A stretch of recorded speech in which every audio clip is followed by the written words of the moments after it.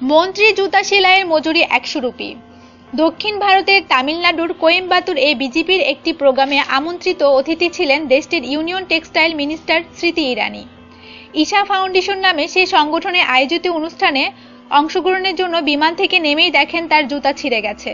বিমানবন্দরের আশেপাশে জুতা সেলাইয়ের একটি মুচি খুঁজছিলেন মন্ত্রী। বিমানবন্দর থেকে ঈশা ফাউন্ডেশন ১৬ কিলোমিটার দূরত্ব। মাঝপথে পেরুন নামে একটি জায়গায় একজন মুচির দেখা পান স্মৃতি ইরানি। তামিলনাড়ু বিজেপির সাধারণ সম্পাদক ভানাথি শ্রীনিবাসান এর সাথে গাড়ি থেকে নেমে পড়েন। মুচির কাছে তার স্লিপারগুলো দিয়ে পাশে একটি ছোট্ট টুলে বসেন। জুতা সেলাইয়ের মজুরি হিসেবে ১০ রুপি দাবি করেন সেই মুচি। স্মৃতি ইরানি একটি ১০০ রুপির নোট ক্যাশ বাক্সের কাছে রেখে দেন। চেঞ্জ লাগবে না বলে দেন ওই মুচিকে। ঘটনাটির একটি ভিডিও ইন্টারনেটে শেয়ার করা হলে সেটি ভাইরাল হয়ে যায়।